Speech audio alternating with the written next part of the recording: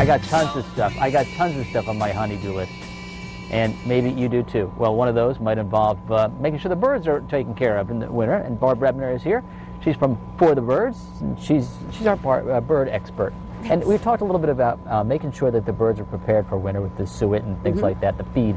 But also you got to keep that water flowing, don't you? Yeah, keeping water open can really sustain the birds as well, because they don't have to eat snow, melt it, and lose that body temperature when they're eating the snow for water. But the thing is, right now, before everything gets frozen and before it's cold and snowy, to get any electric lines out that you want to do to run a heated bird bath like these, it's a good thing to get those all set. And any shepherd's hooks you want to get in the ground before the ground freezes, so that can go on the honey-do list. Yeah. But these are so cool. If you have an existing bird bath, like say for example something like this one, if you just wanted to put a heated pad, this is a very interesting little piece. That's a rubber pad. It's got the heating unit built in, thermostat in it. I always recommend people get bird bath heaters with thermostats because it just saves so much on the electric bill. This one is, I believe, 150 watts. And then this one is only 50 watts. And this is like a little rock that you put in the bath. And this one plugs into, usually they have to go into a ground fault circuit. Okay. So the outdoor circuits. And this, it was really interesting because the birds can stand on this rock. It looks like a rock.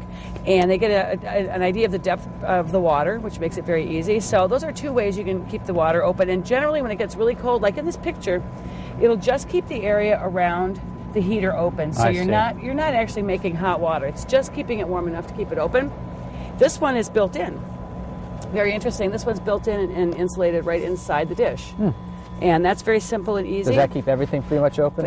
Just except for around the edge. Oh, like the picture. And that one is really, that's one of my favorites. And that one, if you can pick that one up, Pete, you'll see how the shallow end is heated because it's got this big insulated area underneath it. The heater's built down in under the insulation. And this bath sits right on the ground, and it's wonderful because it's got the shallow and the deeper end. The birds know that they can see the depth of it, and there's a lot of critters, like the rabbits, if you want to feed the rabbits or water the rabbits and the squirrels and things, they can also get to it. How much do you charge for this one's $69. Okay.